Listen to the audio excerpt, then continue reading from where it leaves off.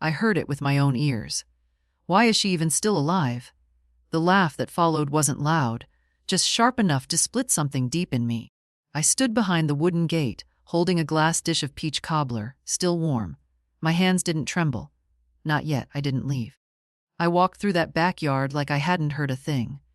Past the string lights, past the picnic tables, past the faces that didn't turn toward me. Some of them were my blood, some were strangers, but none of them smiled.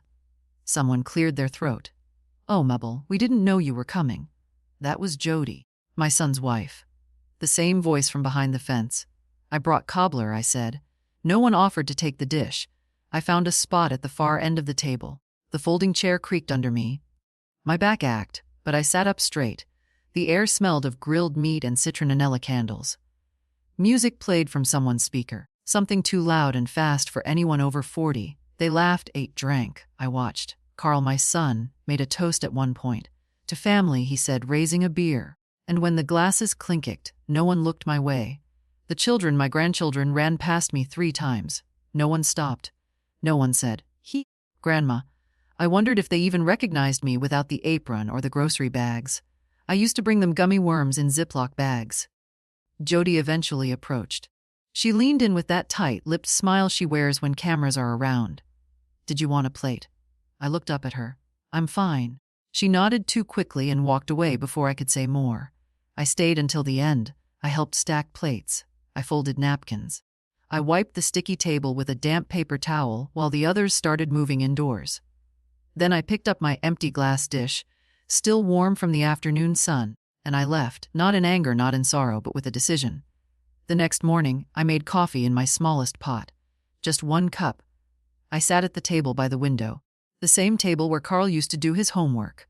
Legs too long for the chair. Back then, he needed me. Now he just tolerated me barely. I didn't speak to anyone that Sunday. The cobbler dish was clean, dry, and put away. I left the house once to bring in the mail, but I didn't open the envelopes. I wasn't ready to see his name on the electricity bill again.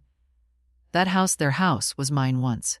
The down payment at least, 40,000 from my retirement account back when I believed in second chances and family investments.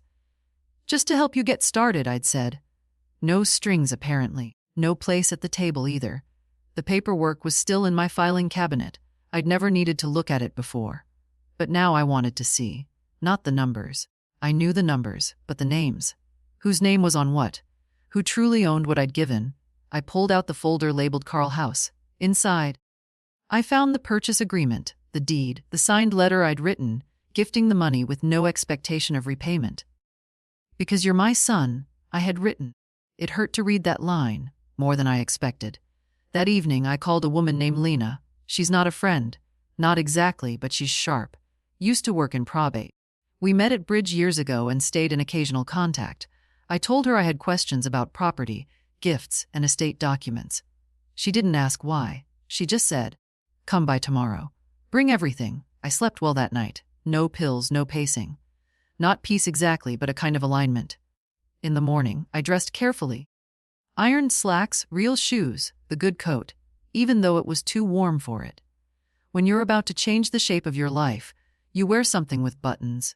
Lena's house smelled like lemon cleaner and peppermint tea. She looked at the folder, skimmed the documents, and gave a small grunt. No written expectations. No shared title. "It's theirs now. You gifted it, I know," I said. "But that doesn't mean you're powerless." She told me what could still be done about accounts, wills, powers of attorney.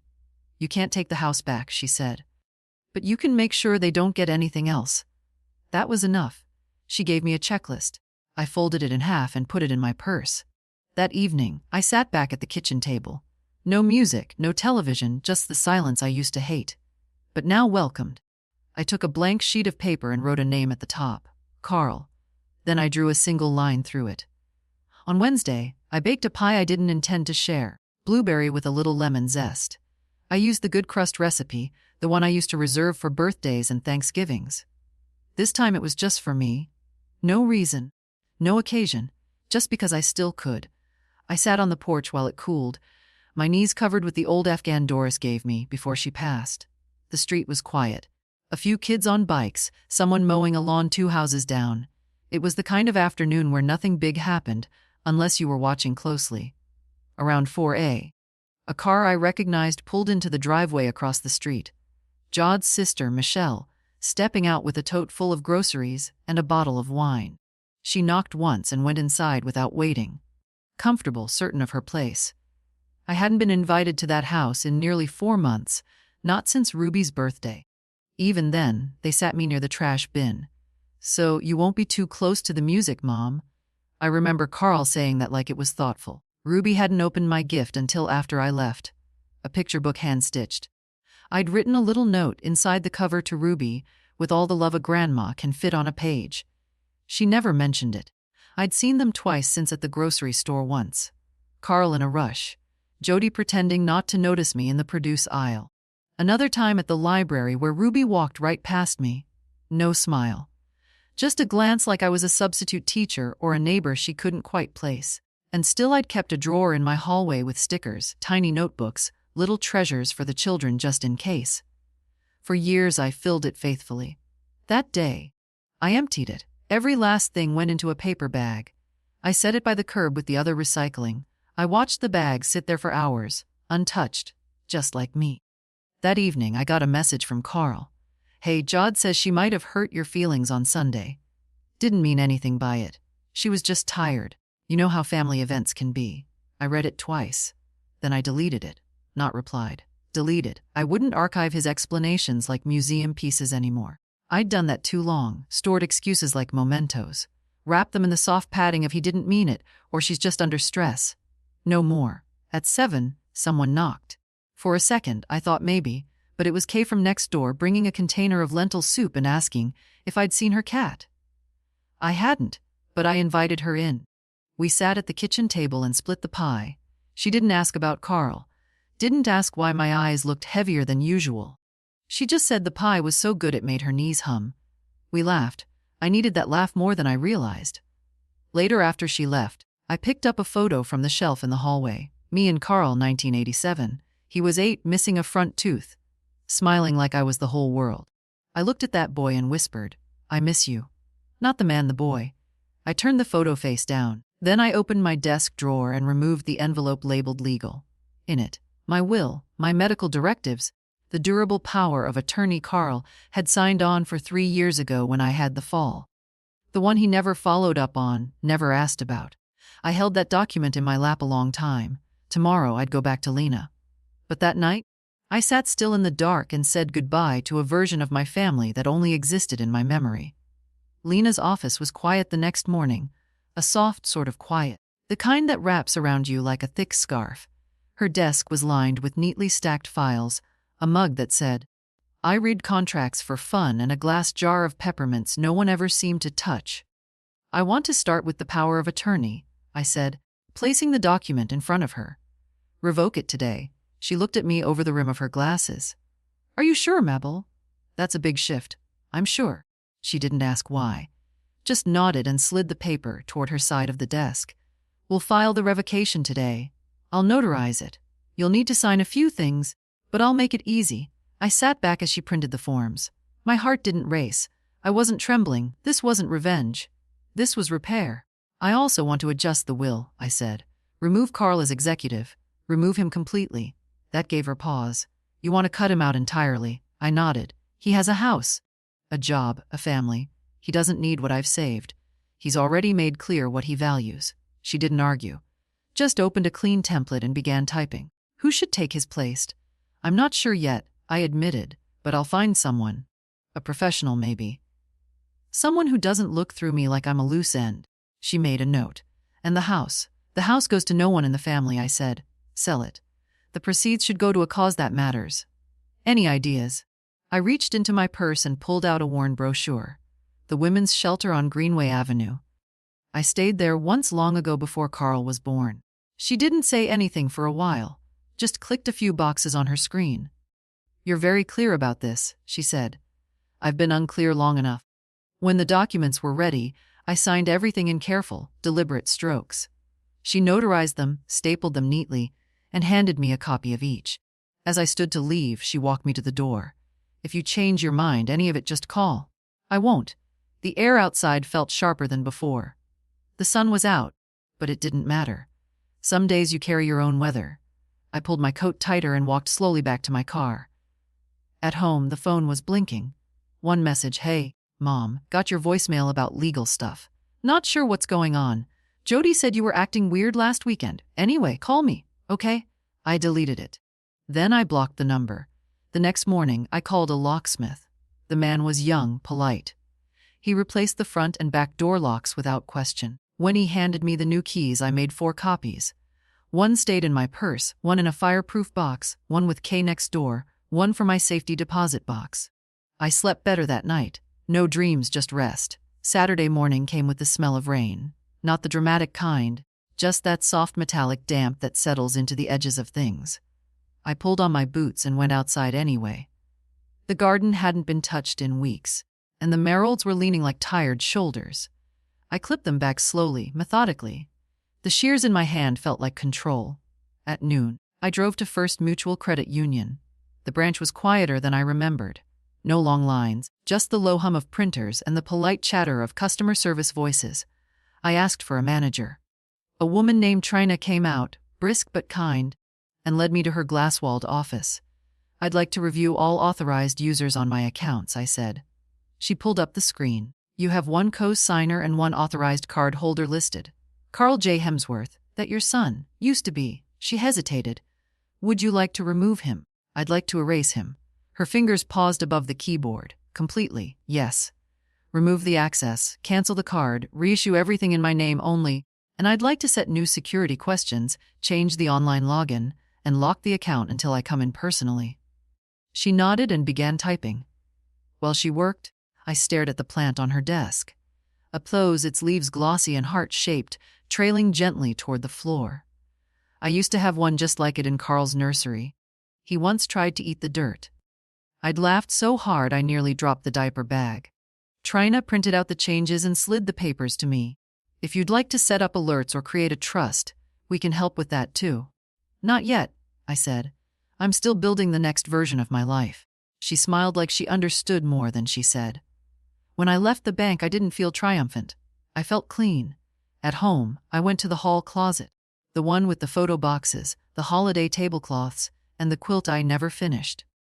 I took out the fireproof lockbox and opened it. Inside were my most important documents: the deed to the house, birth certificates, insurance policies. I removed Carl's birth certificate. Not to destroy it, just to separate it. I placed it in a folder labeled History and stored it in a drawer away from everything else. That night, I opened my address book. It still had tabs from the 90s, little plastic dividers that had yellowed over time. I flipped to see and stared at the names. Carl and Jody, Ruby and Trent. I took out a pen and drew a single line through each one. Then I flipped to L and wrote a new name.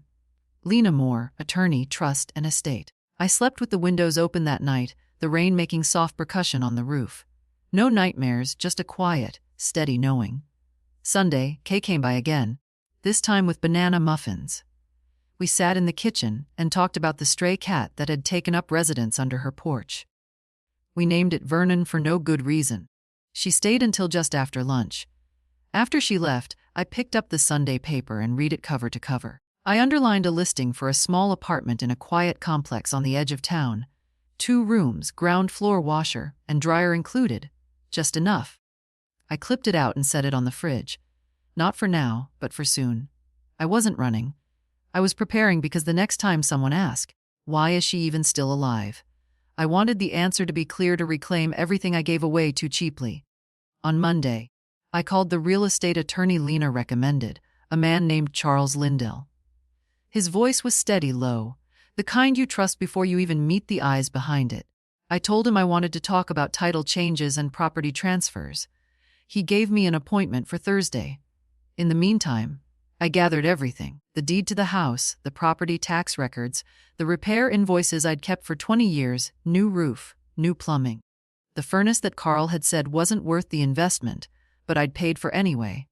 Every receipt was a thread in the story they wanted to forget. I made neat copies. I labeled folders. When I was finished, my dining table looked like the war room of a woman no one had expected to resist. That night, the phone rang again. "Block number," I let it go to voicemail. A moment later, the machine picked up. Mabel, it's Jody. Look, we really don't understand what's going on. Carl's been trying to call. Ruby's been asking about you. We're all worried. Please call us back. I turned off the machine. The lie sat in the air like old perfume.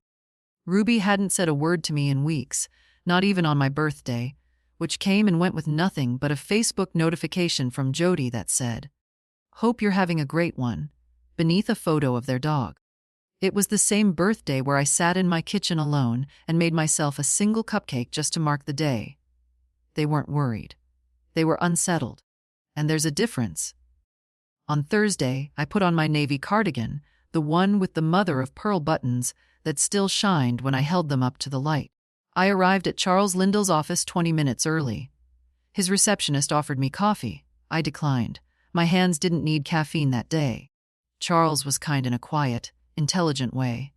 The kind of man who listens more than he speaks. I liked him immediately. "I want the house to be in a trust," I said once we were seated. "No one in my family has access." "Not now, not later," he nodded. "A living trust is straightforward. You'll be the trustee and the beneficiary for now. When you pass, it can go wherever you choose. I want it sold, everything liquidated. The proceeds go to the Greenway Women's Shelter in full." He raised an eyebrow. "No family inheritance." No, he didn't push, just wrote it down. "I also want to remove Carl from any and all documents where he might be listed as a beneficiary. Bank accounts, insurance, health care proxies, all of it. I'll prepare the documents." He said we can notarize them in-house. "You'll need to update your will to reflect these changes too. I've already started that with my estate lawyer." He smiled, a small curl at the corner of his mouth. "Then we're just making it official." We worked for nearly 2 hours reviewing clauses, signing forms, assigning contingencies. He explained everything with patience and precision. When we were done, he handed me a slim binder. "This is your trust packet," he said. "Keep it safe. Everything else we'll file this week." I thanked him and left the office with a strange sense of solidity, like my spine had real weight again. On the way home, I stopped by the bakery on Main Street. I hadn't been in years. The girl behind the counter was new. She called me ma'am and gave me a free cookie for being lovely. I bought a lemon tart and ate it in the car, the sunlight warm on my knees through the windshield. At home, I sat in the quiet and reread the trust documents. My name, my signature, my terms, no loopholes, no weak spots. For the first time in months, maybe years, I didn't feel like someone waiting to be chosen. I had chosen myself. Later that evening, just as the sky began to turn, a car pulled into my driveway. Carl. He stepped out slowly like he wasn't sure if he'd be welcomed. I didn't open the door. He knocked once, then again. Finally, he called through the door. "Mom, please." "I don't know what's happening." I sat on the couch, hands in my lap. "You changed the locks. You blocked my number. I just want to talk." He sounded less angry than uncertain, like someone trying to find the map after realizing he's no longer holding the pen. "Just tell me what's going on." I didn't answer. After a while, he left. I waited 10 minutes before I stood. I watched him from the window as he backed out slowly, his face tired behind the wheel. Then I sat back down and poured myself a cup of tea. Sugar, no milk. My mother always said, "If they don't hear you softly, they'll hear the silence louder." The front yard hadn't looked this tidy in years. On Friday, I trimmed the hedges, swept the porch, even replaced the cracked bulb above the door. Not because anyone was coming, because I was leaving eventually, and I wanted the house to know I hadn't stopped caring. It wasn't the house's fault. I'd lived in it for 43 years. Moved in when Carl was 5. Back when his favorite thing was to line up his toy dinosaurs along the windowsill and name them like classmates. This one's Rebecca, and this one's Mrs. Fulton. It had been my dream house once. 3 bedrooms, a wide front window, a narrow little attic I turned into a sewing room. I'd painted every wall myself. Tiled the kitchen floor after Frank died. Learned how to replace the gutter screens when the neighbors said I should just wait for my son to help. I stopped waiting a long time ago. That afternoon, I walked through each room with a notepad. In the guest room, an old dresser I'd once offered to Carl and Jod when they needed furniture. They said it was too dated. In the hallway, a framed cross-stitch from my sister that said, "Peace lives here." It had been hanging so long the wall behind it was cleaner than the paint around it. In the back bedroom, Carl's old room. The curtains were still the ones with little sailboats. I'd meant to replace them years ago, but something always got in the way. The closet still held a dusty box of baseball cards and a shoebox labeled private. I didn't open it. Instead, I sat on the edge of the bed and looked out the window. The apple tree in the backyard was crooked now. Time had pulled it leftward, but it still bloomed each spring defiantly, like it didn't know it was tired. I stayed there for almost an hour, remembering the time Carl climbed that very tree and got stuck, wailing like a siren until I came out barefoot and furious, dragging the ladder behind me.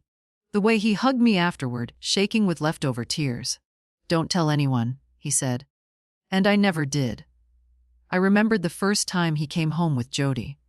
The way she looked around my house, like it was a motel that hadn't been reviewed yet. "It's cozy," she'd said. I remembered holding Ruby for the first time, her cheeks red and crumpled. Carl had actually cried that day. "She's perfect," he whispered. I remembered the Christmas when Jod told me not to bring food because the kids don't eat old-fashioned stuff, and how I brought a pie anyway. Ruby never touched it. Trent said it tasted like soap. They laughed. That was the year I stopped baking for their holidays. But I never stopped baking. I stood up and wrote on my notepad. "Leave the curtains. Take the quilt." In the kitchen, I opened the cabinet above the stove. My baking cabinet. Everything still in its place: vanilla cinnamon, brown sugar, the heavy measuring cups Frank bought me for our 10th anniversary. I wrapped them carefully and placed them in a padded box labeled Keep. The next day, I called the apartment complex I'd clipped from the paper. A kind woman named Teresa answered. "Yes, we have a 1-bedroom still available," she said. "First floor, lots of light and it's quiet. Mostly retirees and teachers. Do you allow cats?" "We do." "I don't have a cat, but I liked knowing I could." I scheduled a viewing for Tuesday. That night, I sat on the porch with a blanket and a mug of tea. The street was still, a few porch lights across the way, a wind chime tinkling faintly next door.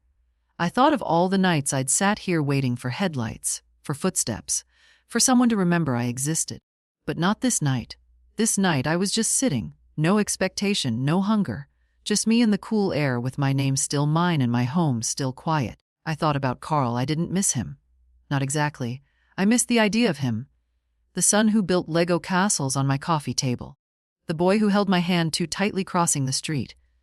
That boy had disappeared long ago, replaced by a man who couldn't see past his own needs, his own schedule.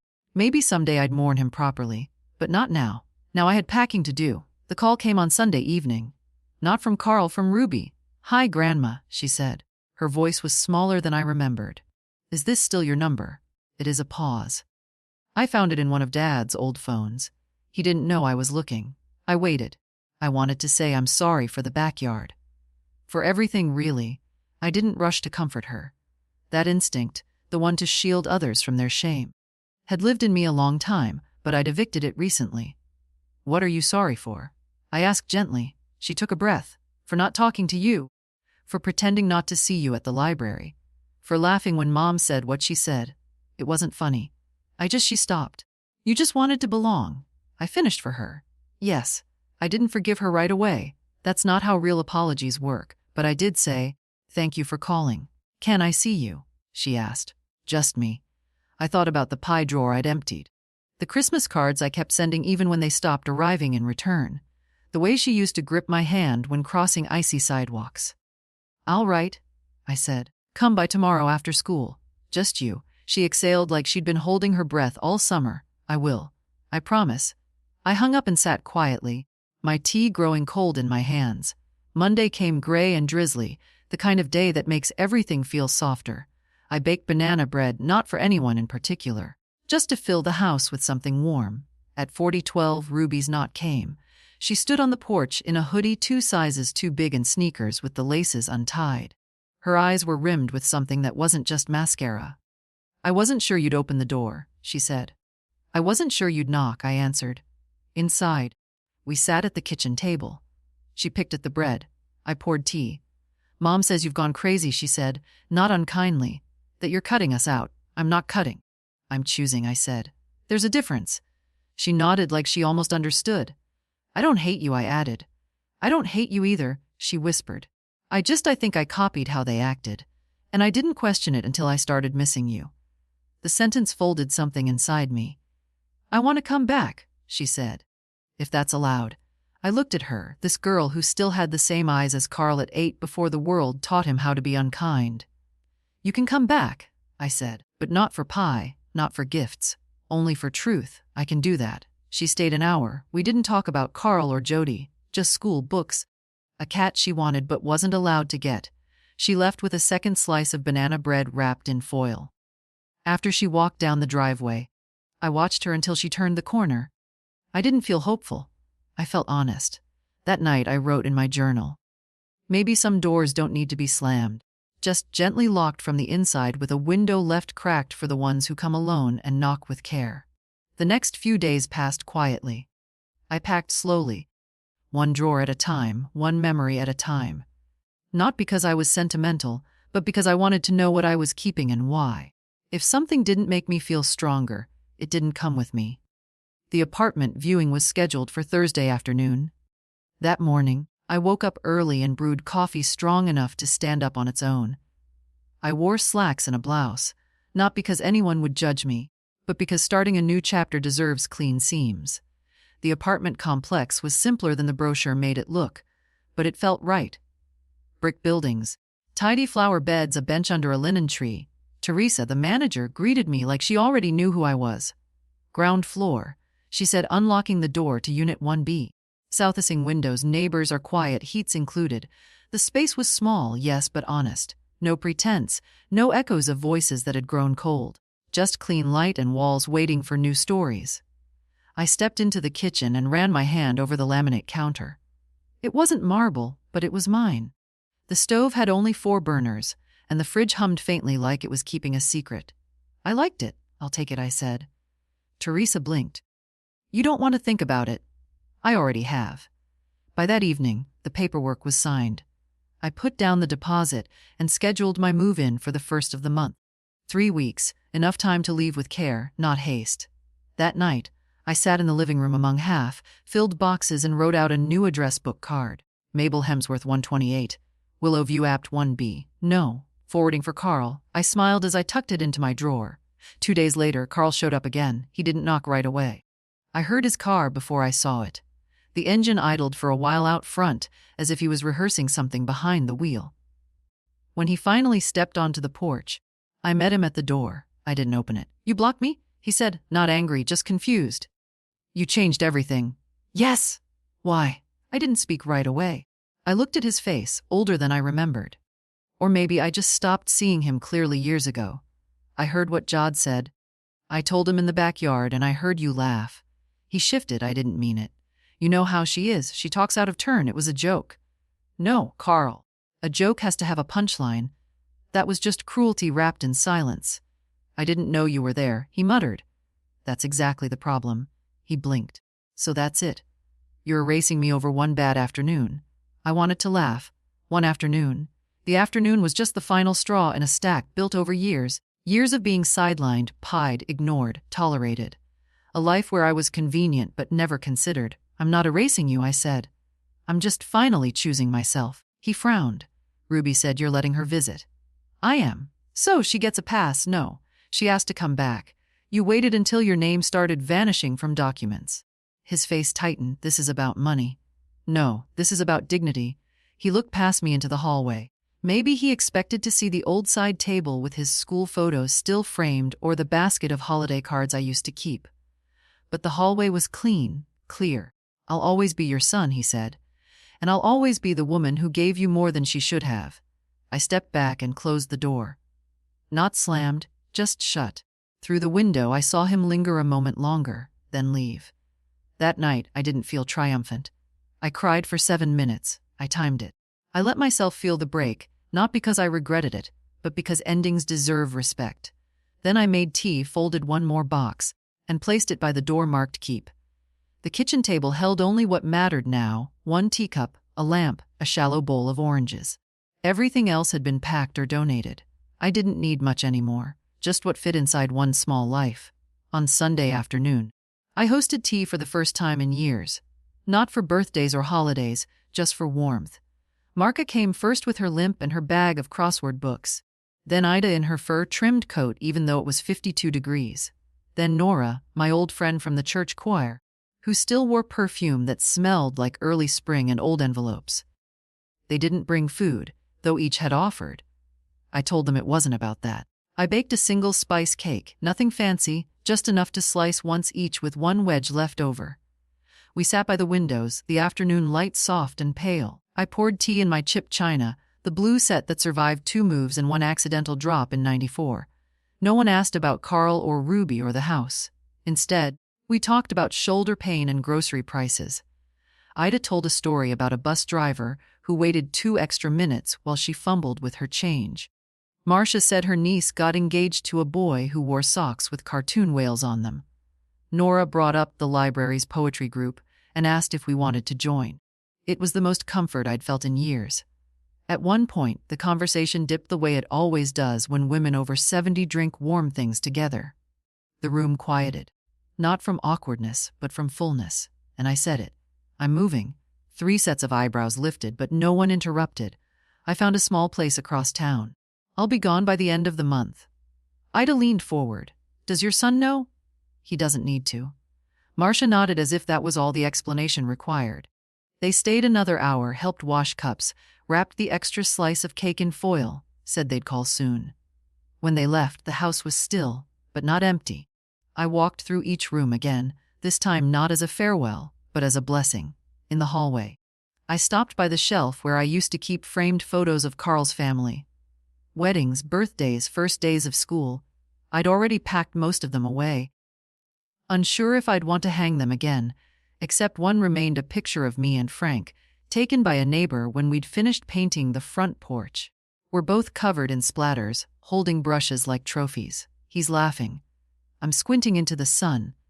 I took the photo and wrapped it in a kitchen towel. It went into the box labeled Essentials. Later that night, I opened my journal and wrote, 3 women drank tea in my kitchen today. No one interrupted. No one explained. No one corrected. We just existed together. That entry meant more than all the Christmas newsletters I used to write, filled with pretend happiness and obligatory gratitude. The next morning I woke to a voicemail from Jody. Short, cold. I heard you spoke to Ruby and Carl says you've been hostile. If this is your way of getting attention, it's really sad. I played it once, then deleted it. Hostile. That's what they called a woman who finally spoke up. That's what they called silence when it no longer served them. I opened the back door and stepped into the yard.